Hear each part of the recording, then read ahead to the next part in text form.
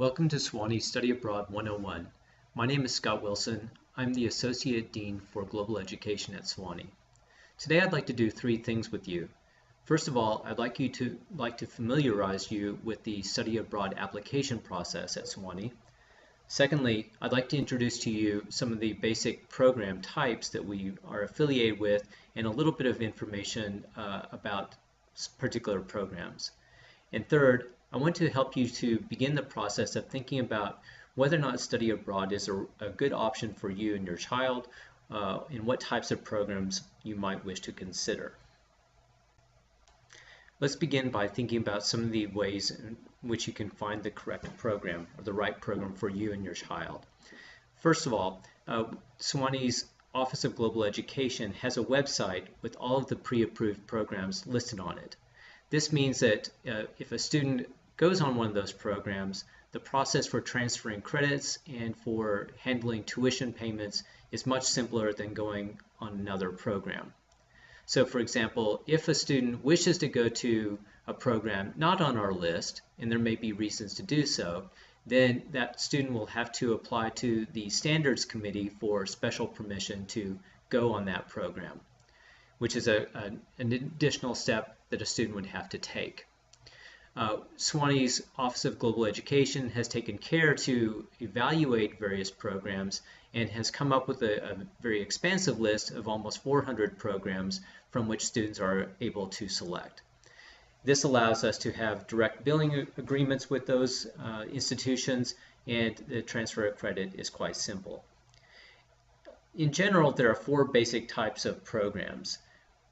Some are group-centered, some are more investigative in their orientation, some are focused upon service learning, and others involve direct enrollment. I'll explain each of these in turn. The first model of study abroad is a group-centered opportunity. Sewanee has a number of group-centered models that run during the summer. One is the summer in Spain, the second is Sewanee in Southeast Asia, the third is Sewanee in China, and the fourth is the World War II trip. On all of these trips, students will work with a program leader from Sewanee's faculty who leads them on an excursion through one of these areas or one of these countries. A second kind of model is an investigative program. SIT, or the School for International Training, is a classic example of this investigative approach. In the SIT model, students typically will take only 3 or 4 classes together, and there's a set menu of those courses. One will typically be in the language in which the students are studying. Another will be a course on the particular issue that SIT is looking at that site, for example, conservation biology. And then a third class would be investigative or research methods for that subject matter. The fourth course then is an independent research project that the student takes on with the help of one or more faculty members at that site. The SIT model of investigation provides great opportunities to learn field methods, to focus on a particular subject matter, and to have an intensive, immersive experience in that particular locale. A third model of study abroad is service learning. In fact, many of the study abroad programs have begun to incorporate service learning into their programs.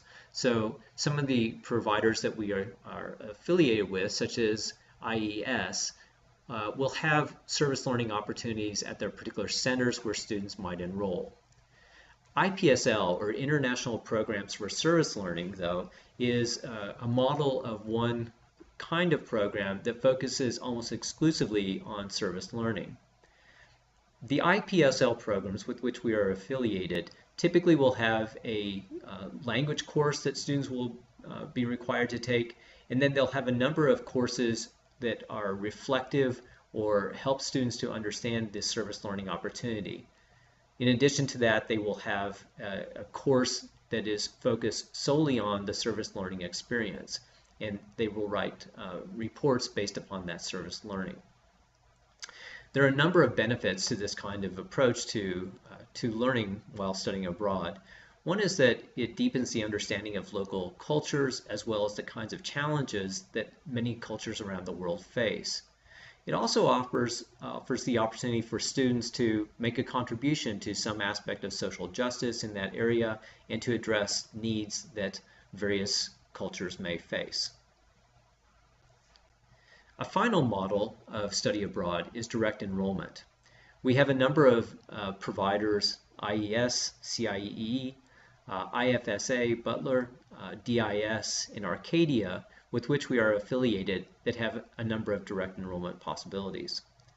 Under this kind of model, students would apply directly to one of these providers, for example, the IES Buenos Aires program. And once they apply to that, they will be offered the opportunity to directly enroll in classes at the institutions with which that program is affiliated. So students would take courses, say in psychology or environmental studies, in economics, business, and the like, alongside other students from that particular institution. This allows them to have an immersive experience in campus life in that culture and to learn directly from students with the contact that they would have in the classroom. When thinking about these various kinds of study abroad opportunities, I think there are a number of questions that any family should consider. First of all, I think the family should sit down and the student should think through what are the study abroad goals that the student has for this experience. For example, are they really trying to advance their language expertise, in which case they would want an immersive language program? Are they trying to learn field methods? Are they trying to make a contribution in terms of service learning? Or do they want to have other kinds of experiences? A second question that they should think about are what kinds of programs and coursework at those programs will help the student to advance their course of study at Sewanee.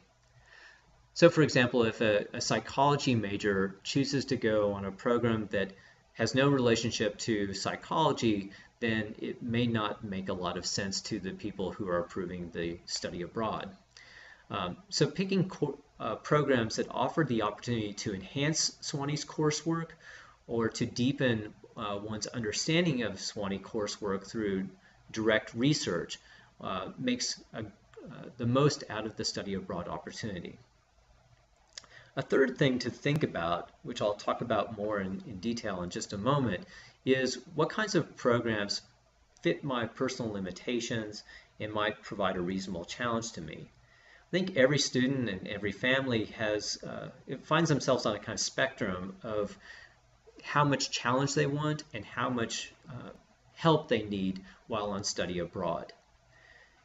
In particular, study abroad can be very challenging both physically and mentally.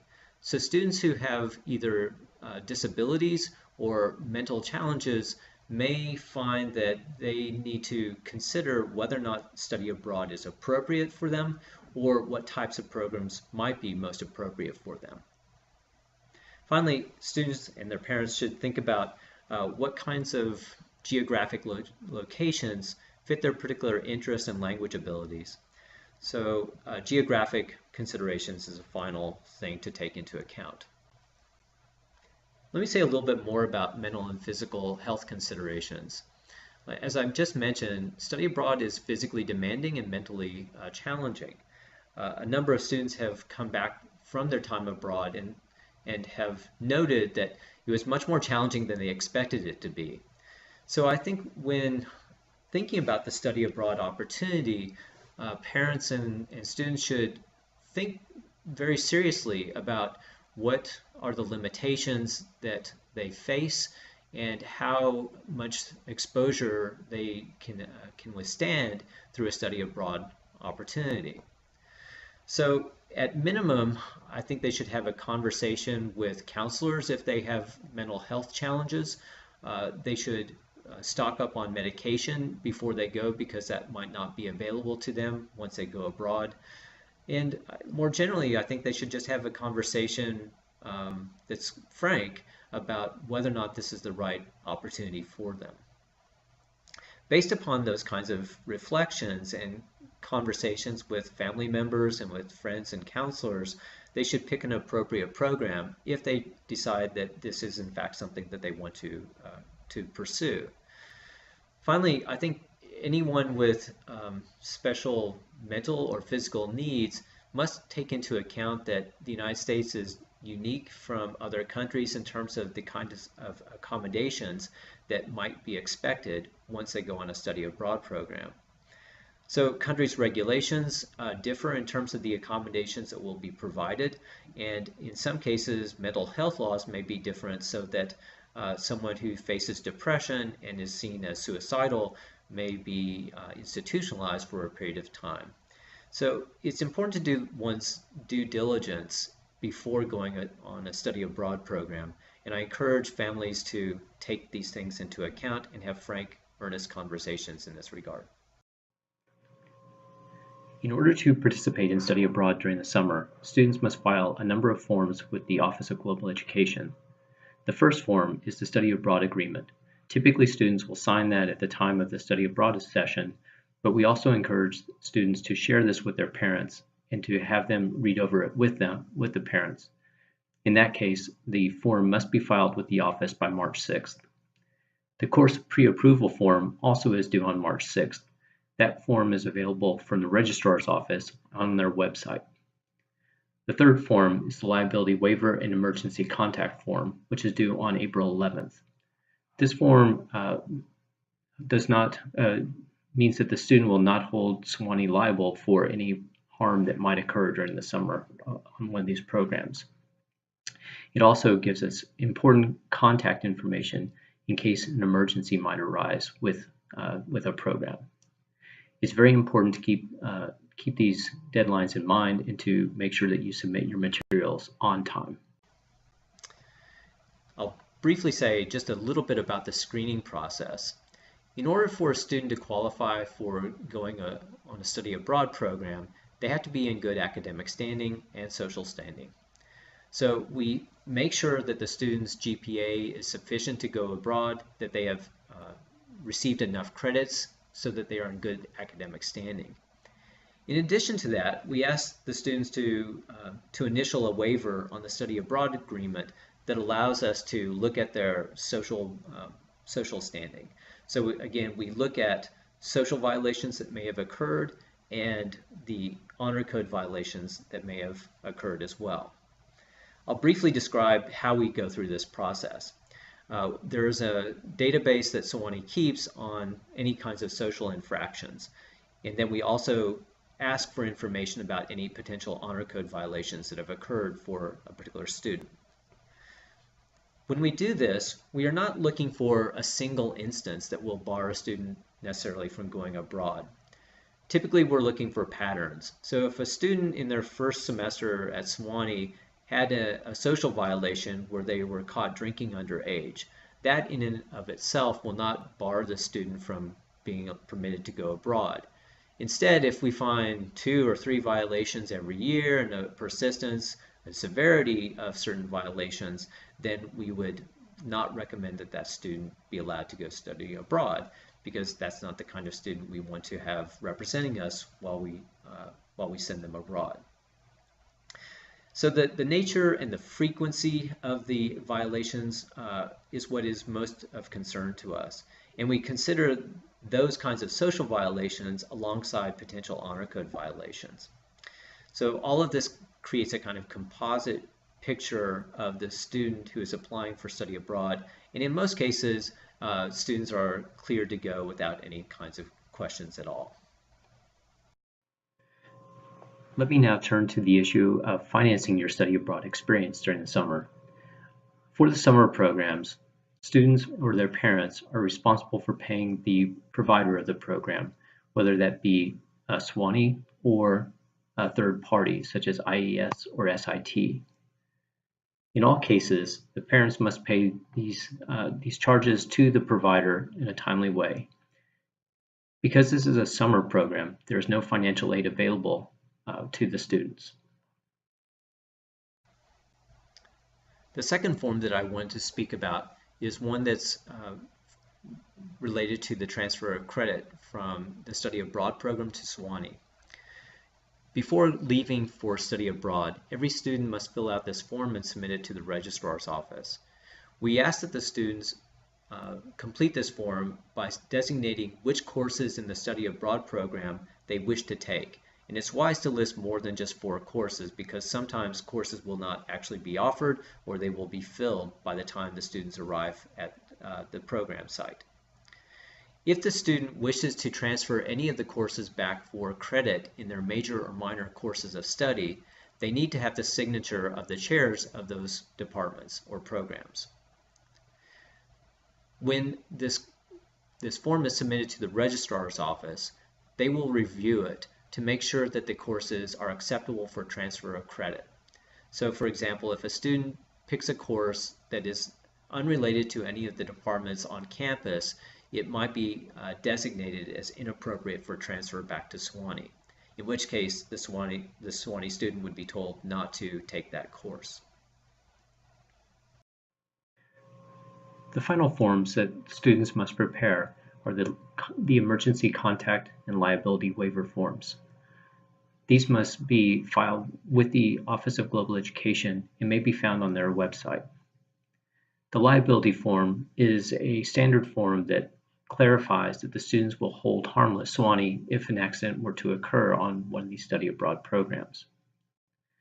The emergency contact form is very important for Sewanee to be able to communicate with parents or with other emergency contacts in the case of an emergency. While abroad, the student will be responsible for maintaining good conduct, and they will be held to at least 2 codes and often 3 codes.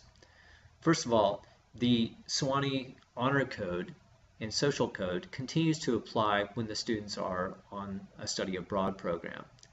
When students participate in a Sewanee Run program, that's a relatively straightforward way of managing the Honor and Social Code. But if a student participates in a third-party program, such as CIEE or IES, then they will be held accountable for the Sewanee Honor Code once they return from their study abroad experience. Most of the program providers with which we are affiliated often have their own honor and social codes.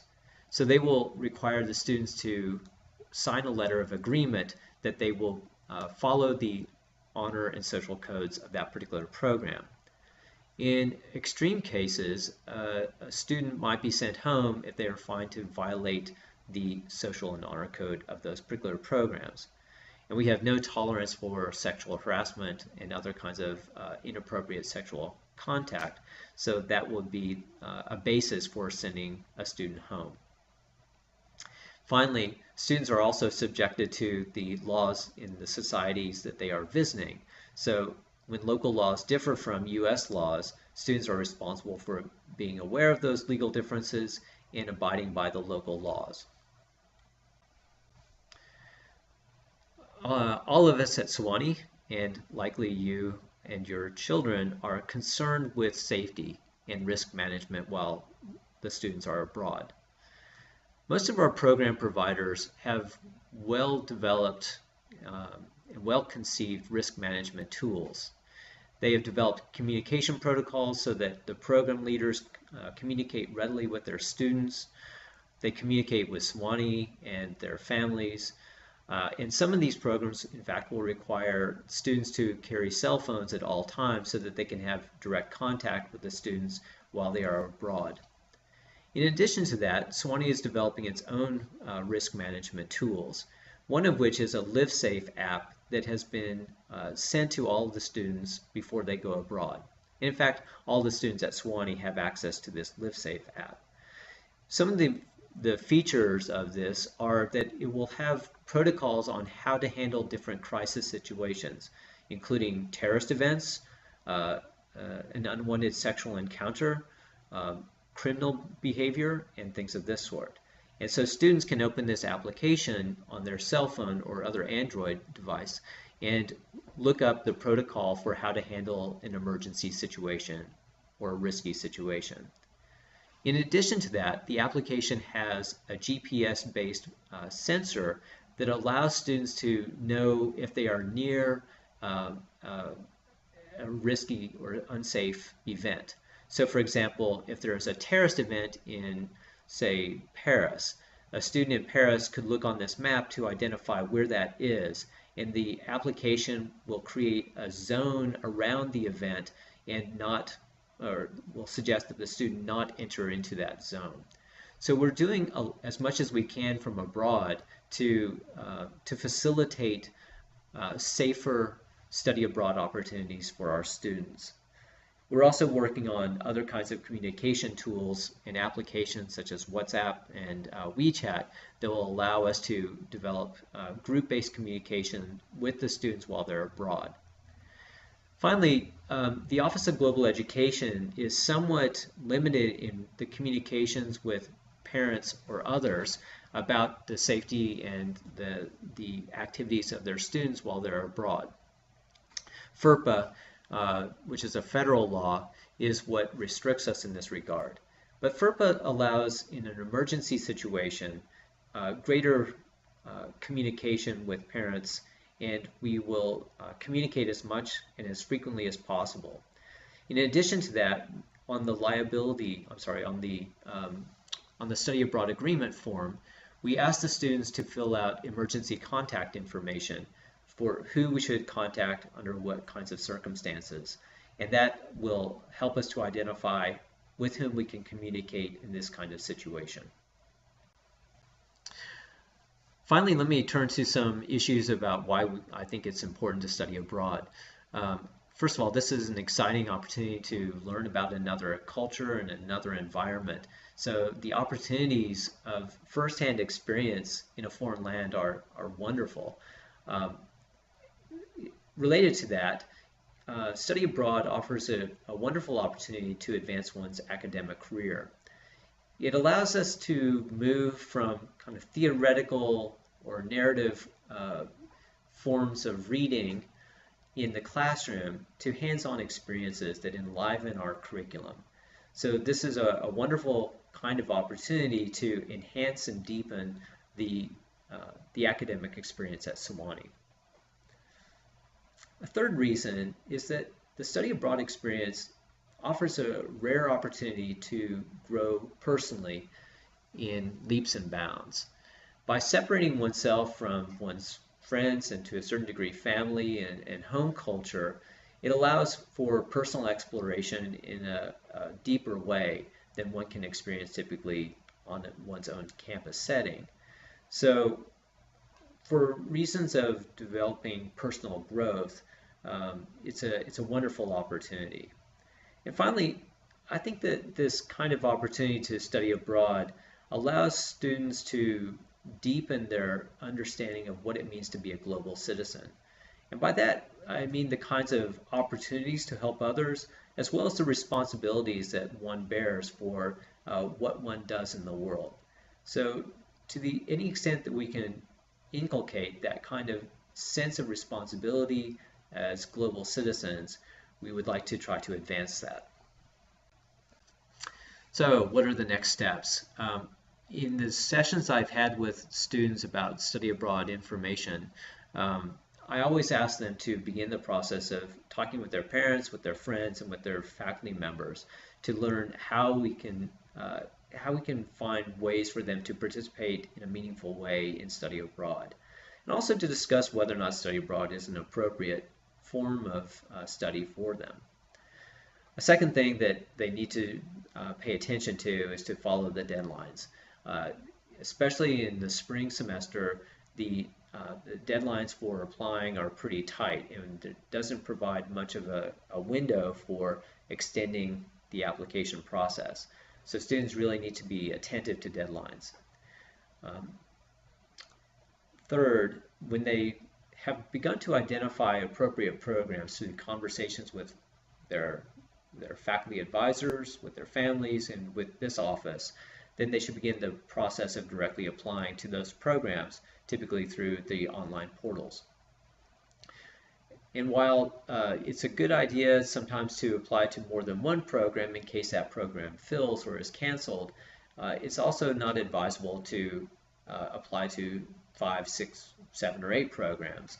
So focusing on just 2 or maybe 3 programs that seem to suit the student's interests and really would help to advance their academic career is a wise approach. I end with just letting students and you know that our office is open to communication, and if there are additional questions about the study abroad process, you should feel free to contact Shawnee Sissom or myself. And I've listed our phone numbers and our email accounts. And I welcome any questions that you may have about this. Thank you for listening into this webinar.